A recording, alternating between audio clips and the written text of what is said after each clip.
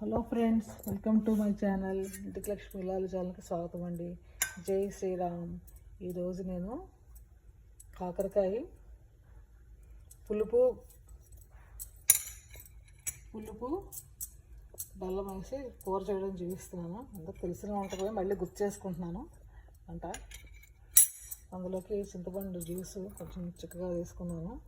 ఇది నేను చింతపండు జ్యూస్ ఎప్పుడు చేసి రెడీగా ఉంచుకుంటానండి. ఇప్పుడు అస్తమానం చింతపండు రోజు కావాల్సినల్లా దాన్ని తయారు చేసుకోవడం కష్టం అనిపిస్తుంది.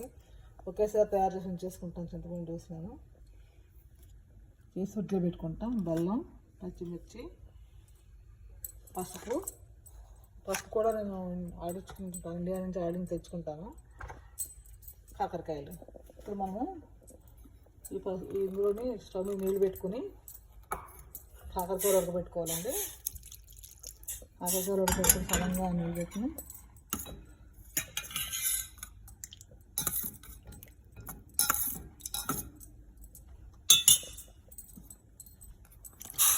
స్టవ్ మీద పెట్టుకునేలాగా కాకరకాయ ఇందులో బెల్లం కూడా వేసేసి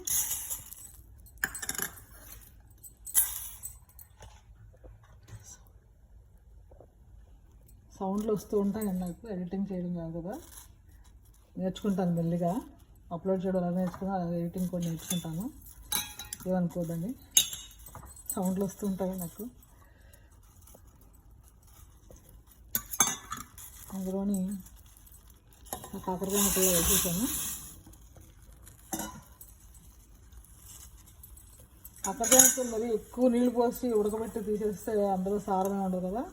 సరిపడా నీళ్ళు పోసుకుని చింతపండు వేసుకుని ఉడకబెట్టుకోవాలండి. బెల్లం అని వేసేసుకుని ఇందులోనే చెప్పగా పింక్ సాల్ట్ వేస్తాను. ఇంకా పింక్ సాల్ట్ వేస్తున్నాను.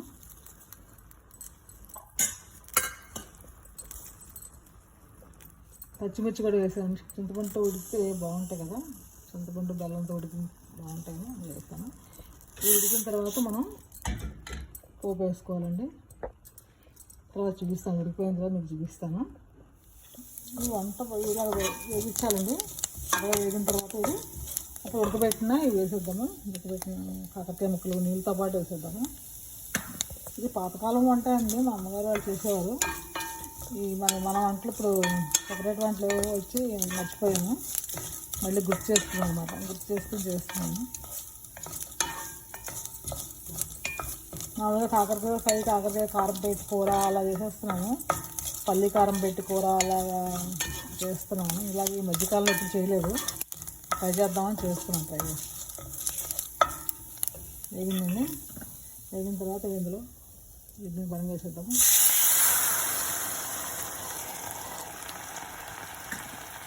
సౌండ్లు వస్తున్నాయండి. మనం వంటప్పుడు సౌండ్లు వస్తాయి కదండి. ఎడిటింగ్ చేసేస్తే యాదలు వస్తున్నాయి. ఇంకా నేను కొంచెం మన వంటలు ఎఫెక్ట్ తెలియాలి కదా. ఇలా బాగా వేగిన తర్వాత అయ్యిగానే అంత సౌండ్ వస్తుంది అన్నట్టు. ఆ సౌండ్ కట్ చేసేస్తే అది వస్తుంది మనకి. అంటే పాత వాళ్ళకైతే పర్వాలేదు, ఇప్పుడు చిన్నపిల్లలు కూడా చేస్తుంటున్నారు కదా. ఇప్పుడు కొత్తగా పెళ్ళి అయిన వాళ్ళు చేస్తుంటారు కదా, వంటలు ఇంట్రెస్ట్ ఉన్నవాళ్ళు. అలాగా ఇది అలా ఉడికిన తర్వాత పోపుతో పాటు ఈ వాటర్ ఉంది కదండి, వాటర్ కొంచెం మరీ నీళ్ళు లేకుండా. హలో, మీకు అలా సౌండ్ అనిపిస్తుందో? టైం అండి 6 అయింది నాకు. ఇప్పుడు ఈవినింగ్ 6 o'clock అయిందట. సౌండ్ వస్తుంది. ఈ కూర కొంచెం పోపులాగా ఉడికిన తర్వాత ఈ నీళ్ళు కొంచెం ఉంచుకోవాలండి, అలా కలుపుకోవడానికి బాగుంటుంది. అంత పొడిగా తినలేం కదా. ఇంకా దానికోసం ఏం చేశానంటే కొంచెము శనగపిండి కొంచెం పేస్ట్లా కలుపుకొని వేసుకున్నాను. బీన్స్ ప్లేస్లో శనగపిండి వేసుకోవచ్చు, లేకపోతే బియ్యం పిండి వాడచ్చు, కార్న్ఫ్లోర్ వాడచ్చు, ఏదైనా వాడచ్చు. నేనేమో శనగపిండి వాడుతున్నాను. వేయించిన పుట్నాల పొడి కూడా వాడచ్చండి. నేను ఇలా ఇందులో వేసేస్తే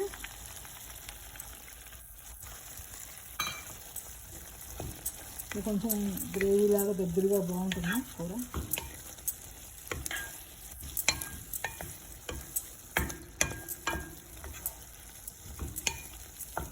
ఇలా సాల్ట్ చెప్తాను కదా, నేను ఫుల్ సాల్ట్ వాడాను అందుకని. మీ తర్వాత టేస్ట్ చూసి మీ టేస్ట్ తగ్గట్టు అడ్జస్ట్ చేసుకోండి.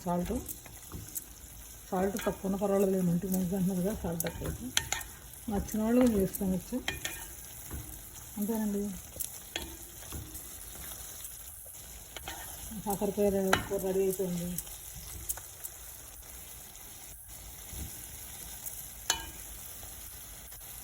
మీరు thank you for watching.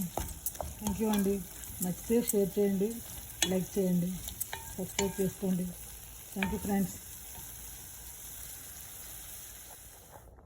Stove off చేస్తానండి. ఇది టేస్ట్ చూస్తాను కొంచెం ఎలా ఉందని.